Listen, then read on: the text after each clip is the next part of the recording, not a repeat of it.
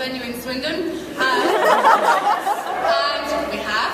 And we know why, because of his fancy football team called... Swindon Town Swindon Pooplers!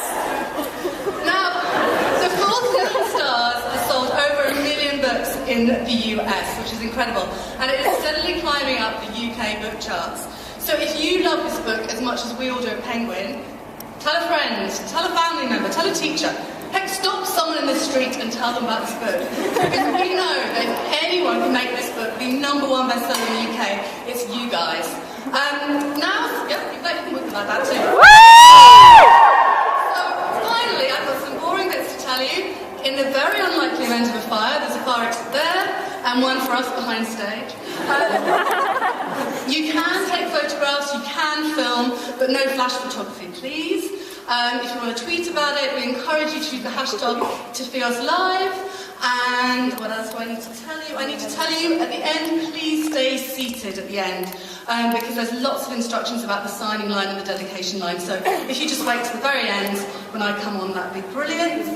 It's the very last. Now, with no further ado, let's give a very, very warm welcome to John Green and special guest, Han Green.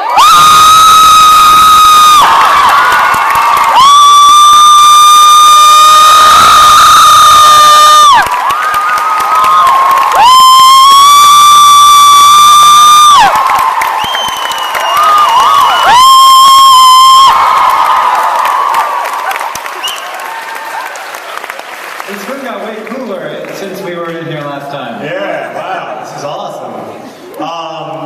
Hi. Thanks for coming to / living in Swindon, hometown of the best fictional football club in the whole world. Does anyone, if you could raise your hand, don't shout out because then it'll just be a cacophony. But if you have a favorite, raise your hand if you actually watch this weird YouTube series I make. Have you ever seen it? Whoa. Alright, does anyone have a favorite player? Raise your hand if you have a favorite player. Yes? Cosplay as a Ginger Rampage. Ginger Rampage. Do you know the Ginger Rampage song? I'm going to have to sing it a cappella. That's brutal. That's going to be brutal. Ginger Rampage, Ginger Rampage, Ginger Rampage has a soul.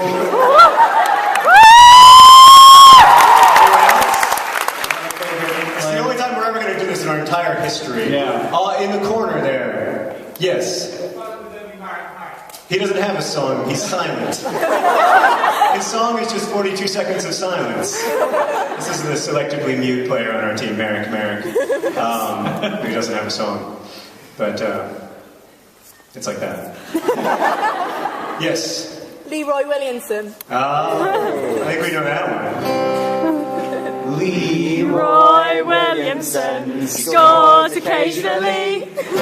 Leroy Williamson scores occasionally. He doesn't always scores. Leroy Williamson scores occasionally. Leroy Williamson scores occasionally. Also, like in his personal life. Leroy Williamson scores occasionally. Leroy Williamson scores occasionally. Leroy Williamson scores occasionally. Leroy Williamson scores occasionally. Alright, we'll just do a couple more before we get the show started. But since we're in Swindon, we have to celebrate. And I will say, although you don't know the end of the series, the FIFA 11 series comes. Don't spoil anything. It will be replaced by FIFA 13 series, but there's currently 4 games left in the season, and we are just 1 point out of first place in the Barclays Premier League. And it has been a very difficult week for the actual Swindon Town football club. Hopefully there's at least a measure of comfort in that. Anyone else? Favorite Swindon Town players? Yes. Oh, one size fits all. He's an actual player. His name is really Fits All, and they really do call him one size fits all. He's big. He's tall, he's also short and tall. One size fits all. One size fits all. Alright, I think we should probably close it out with that ode to Ball John Green that we love so much. Ball John Green, John like, oh, John Green, John Green, he does it all for the team. Upon his mustache we're keen. Oh, John Green, John Green. Everybody, oh, John Green, John Green, he does it all for the team. Upon his mustache we're keen. Oh, John Green, John Green. My brother Hank Green, everybody.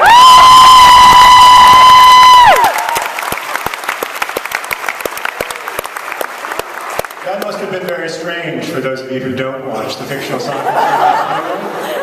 And I apologize, but those are all the songs that we sing when those players score and/or perform admirably.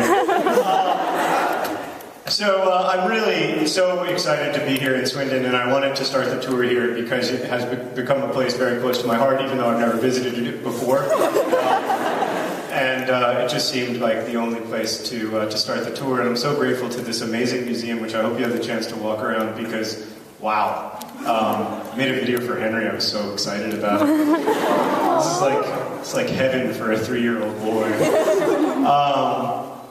But I want to begin just by talking a little bit about my book, The Fault in Our Stars, kind of what inspired the book, and how I came to write it. This book started in 2000, many, many years ago, when I worked as a student chaplain at a children's hospital in Ohio, in the middle of the United States. And that was like a very traumatic experience for me, and very difficult. I knew a lot of kids who were sick, and I met a lot of kids who died as well. And sort of in the wake of that, I'd always had this question about whether there's like a grand plan to the universe, like whether there's sort of, you know, a destiny for me mostly, but also for the rest of you, I guess. Like, is there a destiny that's reserved for me? And is it particularly special? Like, preferably involves the salvation of the planet, and then like lasting fame. Sort of the Luke Skywalker, Harry Potter guy who rode the dragon in Aragon role for me. And I guess that's a very immature way of thinking in some ways, but it also isn't, because it is not only children who are curious about whether there is a plan to the universe, whether there is some organizing principle in the universe.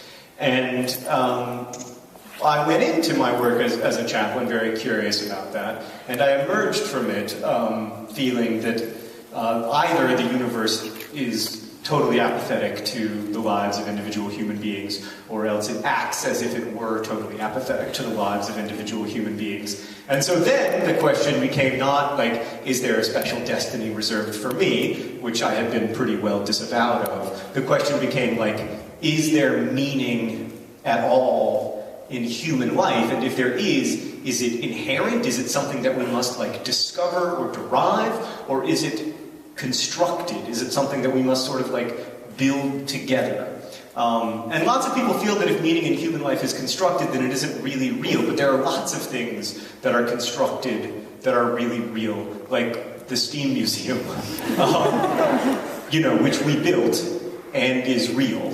And so I wasn't so concerned about that, but I wanted to understand that question.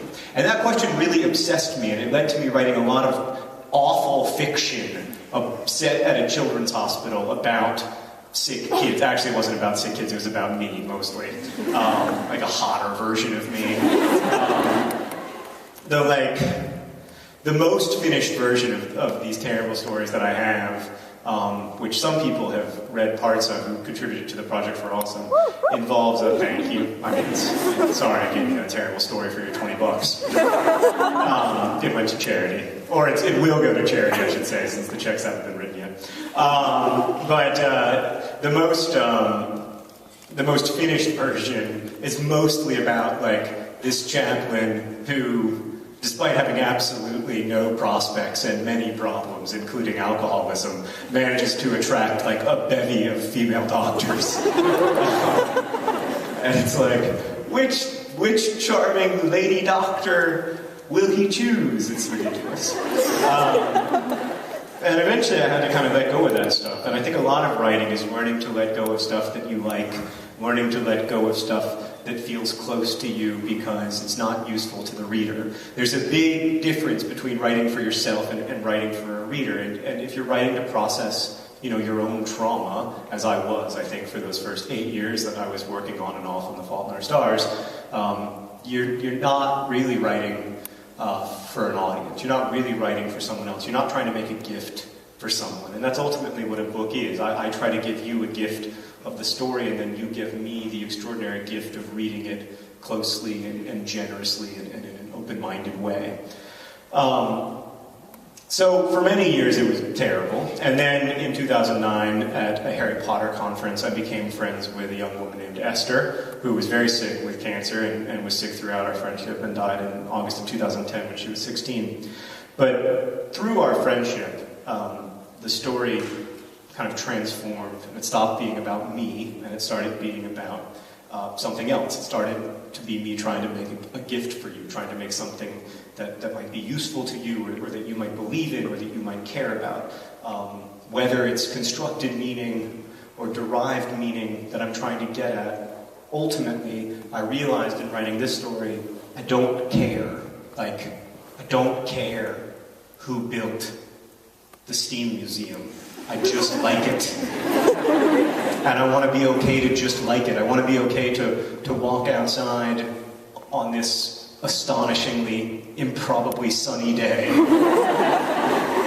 and say, wow, this is something, This is a very weird situation in which we have all found ourselves. Like, to have consciousness, to have the ability to observe the universe, to have the ability to, revel in a blue sky day in February in Swindon. That's where meaning is for me, and it's also, and to me that at least is like kind of inherently collaborative, because there's almost. I don't know if this has ever happened to you, but sometimes I'll be like out on a mountainside or whatever. Actually, this is very occasional, to be honest. I'll be out on a mountainside or whatever, some idyllic location, and it'll be really pretty, and I'll be by myself, and I'll be like, that is really pretty. But it doesn't become really interesting to me until I can find a way to share it. I remember I went on this walk one time in North Carolina, and I really liked the walk, and so I came right back, and I grabbed my wife, and I said, you have to go on this walk with me. And I went on the exact same walk. But I was like, look at that, look at this, look at this, look at all the things that I saw. Like, it didn't become real until, I'd shared it with her. There are some things that maybe that can live alone inside of you, but because we are always stuck inside of our own consciousness, I think there's something to being connected to other people, whether it's through friendship or just through stuff that we love, or stuff that we hate, whatever. But there's a pleasure, at least to me, in loving stuff together. That's a big part of friendship. It's a big part of all relationships between people.